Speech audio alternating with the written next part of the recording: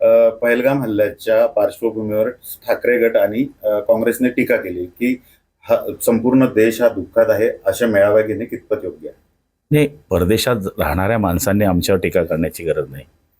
आम्ही तर देशातच आहोत आणि देशामध्ये झालेल्या या घटनेमध्ये कोण सक्रिय होतं, कोण काय करत होतं याच्यापेक्षा कोणाचं बाहेर देशात आहे हे ठाकरे गटाने आम्हाला सांगू नये.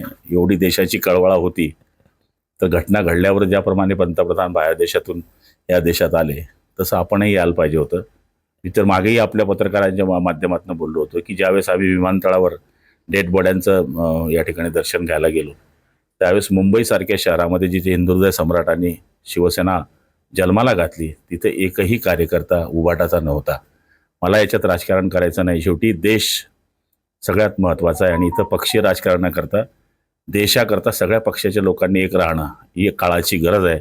त्यामुळे याच्यावर टीका टिप्पणी न करता पुढच्या काळामध्ये सरकारच्या मागे उभं राहणं ही काळाची गरज आहे असं समजून पक्ष नंतर आहे, देश टिकला तर पक्ष टिकणार आहे. त्यामुळे देश टिकण्याची भाषा प्रत्येकाकडनं व्हावी अशी आमची अपेक्षा आहे. विधानसभा निवडणुकीदरम्यान महायुतीकडून जे काही आश्वासन दिले त्याची एकही पूर्तता अद्याप झाली नाही.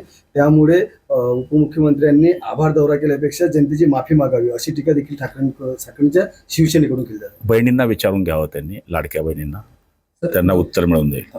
पहलगामच्या पार्श्वभूमीवरती पाकिस्तानचे जे लोक आहेत त्यांना देश सोडण्याचे आदेश देण्यात आले, पण त्यांचं पाकिस्तान लोकांचं असं म्हणतं की आम्हाला या देशात राहू द्या, ही मागणी करतात. हे बघा, आता एवढं चांगलं वागल्यावर सुद्धा जर ते आपल्या वृत्तीने हे करत असाल, निहत्ते लोक जे या ठिकाणी पर्यटनाला गेले, आपण बाहेर देशामध्ये जातो तर बाहेर देशामध्ये आपलं किती जोरदार स्वागत होत असतं. उलट आपलं पर्यटन वाढावं याच्याकरता प्रत्येक देश प्रयत्न करत असतो.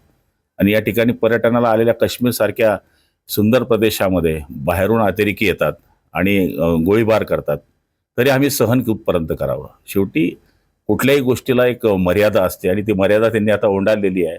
आणि माझा हा अधिकार नाही आहे, हा आता पंतप्रधानांचा अधिकार आहे.